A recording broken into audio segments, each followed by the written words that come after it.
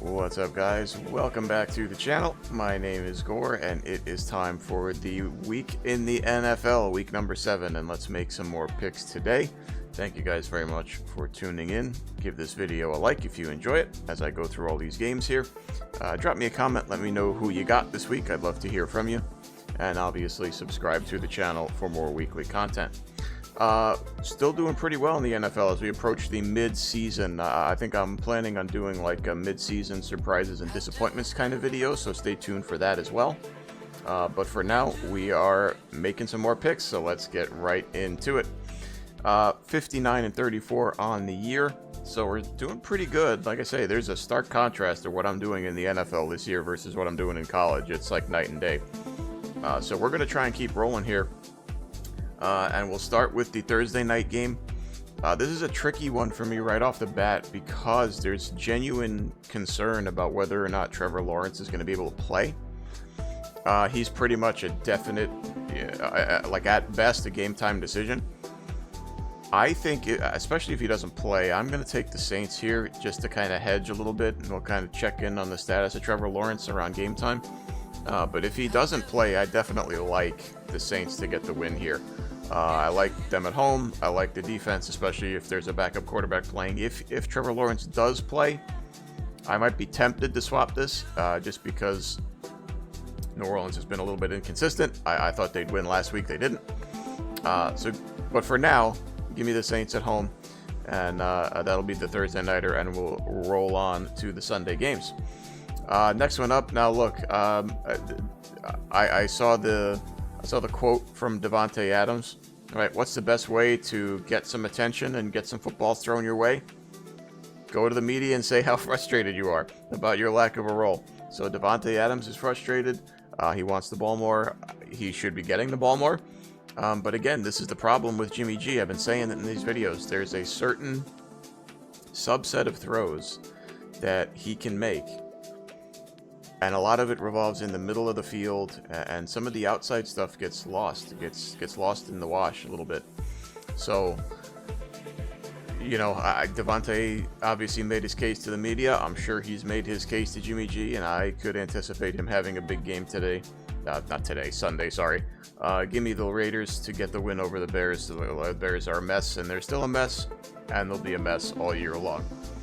Moving on, I said it last week. I'm kind of mad at myself. I should have picked it, but I thought it was an upset. I really did. I didn't care who was playing quarterback for the Browns. The way that they were playing defense, playing it at a top tier level, and they showed it last week with the upset win. Now they go to Indianapolis and they get a Colts team that is turning the page. Unfortunately, the year of rookie development is over, and they'll be turning to Gardner Minshew to steer the ship for the rest of the year.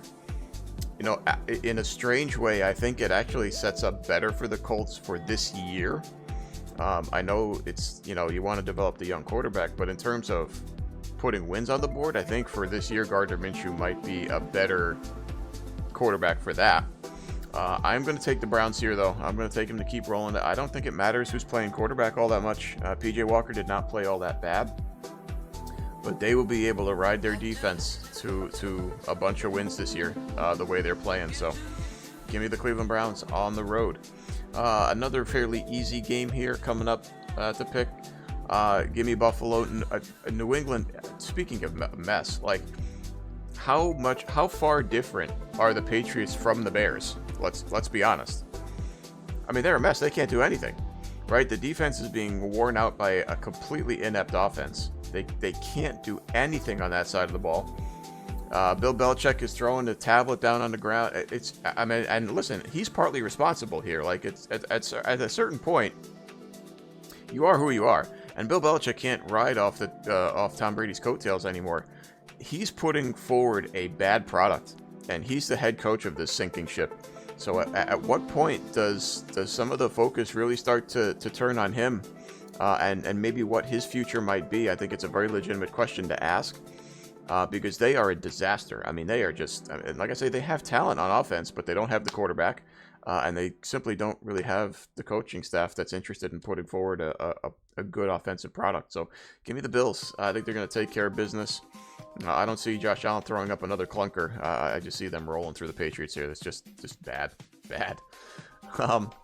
And to continue the trend of bad, the New York Giants. Look, they absolutely blew it on Sunday night with the way they mismanaged the first half, the way it ended there, and obviously the events of the end of the game there with the untimed down. But really, there's no. I don't care what Brian Daboll says or whatever he's, how mad he tries to look on the sideline. There can be no situation where a play call goes into the game in that point where there's a check to a run. Don't even give Tyrod Taylor the ability to check to a run. Here's the play. It's a pass. That's it. That's on the coaching staff. That's not. I don't blame Tyrod Taylor. I blame the coaching staff for that garbage. That was trash and should never have been allowed to happen. That is the head coach's responsibility. That being said, Giants still a mess. Washington was surprise winners last week. I did not think that they would go into Atlanta and get the win there. It's just kind of the up and down nature of Washington this year, the Commanders. I am going to take them to win this game. I know it's a division game, and part of me thinks this will be a little bit closer than what I might anticipate. But I will take the Commanders here. I can't see the Giants winning this game. Moving on, Atlanta, Tampa Bay, another divisional matchup. Memo to the Buccaneers: bring back the creamsicles for real. Like, let's bring them back for real. Make that the default uniform. It's like the best uniform in sports. Love it. Love to see it. They didn't win in them, which I guess is the common theme why they don't bring them back. But man, those uniforms look great. Make them full time. Atlanta, again, inconsistent. Don't know. I don't know. I'm not quite sure where to go with this game. Tampa Bay's lost 2 games to the Eagles and Lions, right? So, they're beating the teams they should beat and losing to the teams they should lose to. I think this is a winnable game. I think this is a game that they should win. So I'll take Tampa Bay. And like I said, the inconsistency in the Atlanta passing game, not exactly enough for me. So give me Tampa Bay. Moving on next to a sneaky good game here. I like this one. Detroit at Baltimore. Interconference matchup. The Lions have now gone neck and neck with the Eagles and 49ers, and I don't think that's a fluke. They're for real. Are they at that elite top? Are they at the very top? Are they on the 49ers and Eagles level? They're close.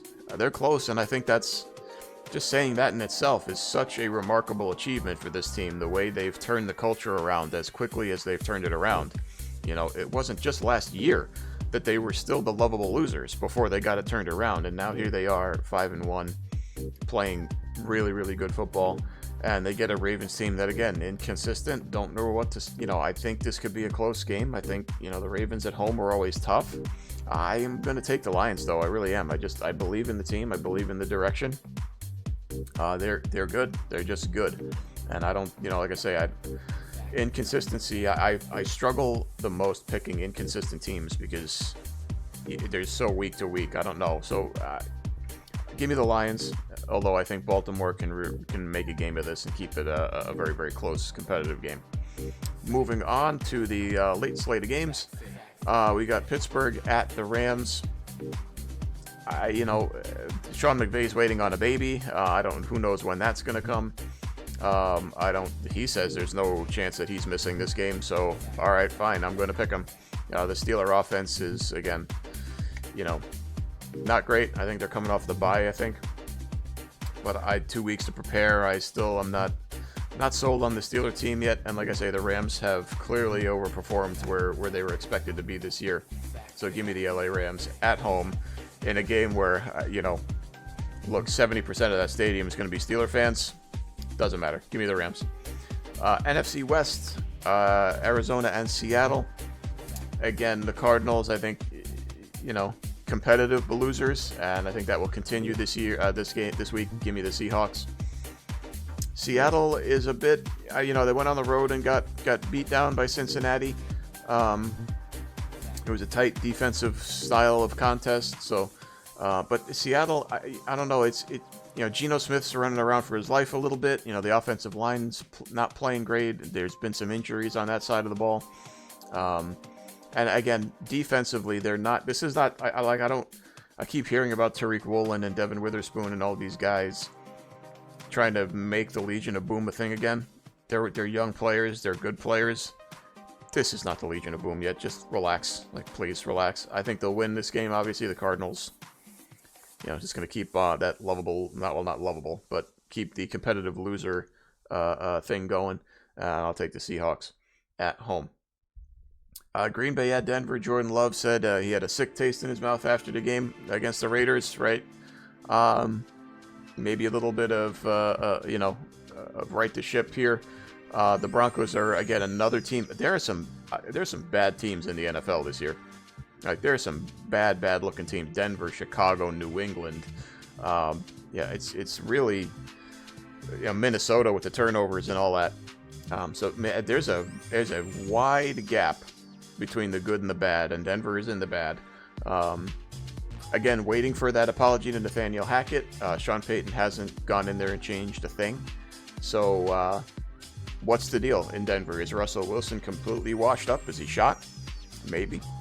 Packers getting healthy, and again, I think they'll, not a very difficult one here. Give me Green Bay on the road to get back to 500 at 3-3. Got a couple more games for you to go through. Chiefs Chargers. It's the same thing with the Chargers, right? They find ways to lose games late.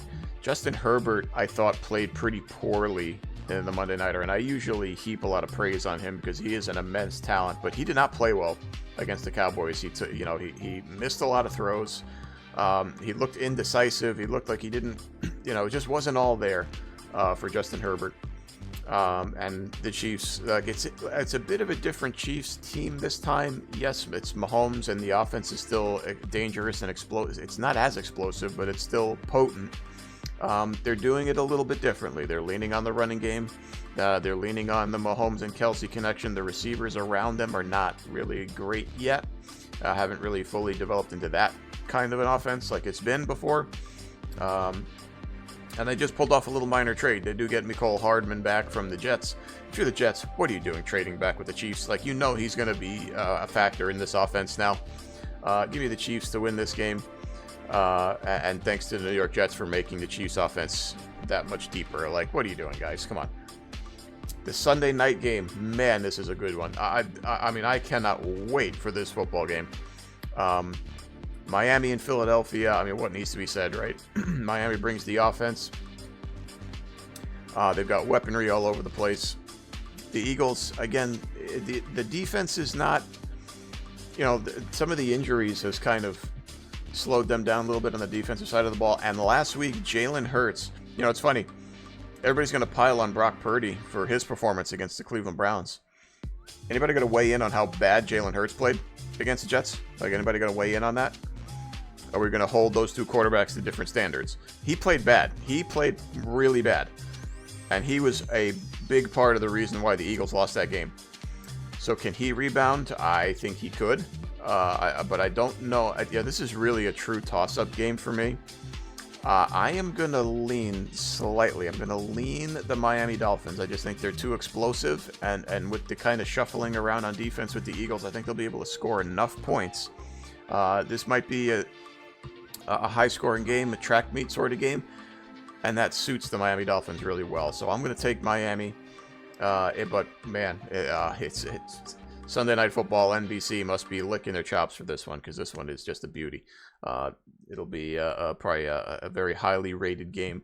But I lean the Dolphins. Give me Miami. And then we'll go to the 49ers. My 49ers on Monday night trying to rebound from that performance. Look, yes, Brock Purdy played poorly. But at the end of the game, he made the throws necessary to get them down in position to win it. The rookie kicker simply cannot be trusted. Jake Moody just... I don't believe in his ability to consistently kick field goals, especially in a big spot. There are many other reasons why they lost the game, right? I thought that it was, you would have to find me a game that was officiated more poorly than that game. That John Hussey was atrocious in that game, and it's not just 49ers and I mean, both teams. It was an awfully officiated game, especially at the end. But all throughout, I mean, there were just atrocious calls throughout the whole game. But it's bounce back time. They go on the road. Again, it's a Minnesota team that, again, cannot stop turning the football over. This is one you have to get right in. Like, you can't mess around and make this a competitive game, because now then the chatter is going to be, well, who are the 49ers really? I know they've got some injuries. I know that they got, Trent Williams seems like he's going to be okay. Debo seems like he's going to be okay. None of them have major injuries, but they are nicked up a little bit. So we'll have to check the status on some guys, especially Christian McCaffrey. He has the oblique issue and the rib issue. I don't know that he's going to play in this game. It should not matter. It should not matter. Take care of your business. Go into Minnesota, get the win, and kind of right the ship so there isn't the chatter during the week about, like, who is this team really? So that's it, guys. That is this week's NFL picks. I hope you enjoyed this video. Thank you very much for watching. Like I said, I'm going to do a mid-season video sometime here in the near future about my surprises and disappointments, and just kind of talk in general about the league. So drop this video a like, hit me with a comment, let me know who you got this week, and obviously subscribe to my channel for more weekly content. Thank you very much, and I'll see you guys in the next one.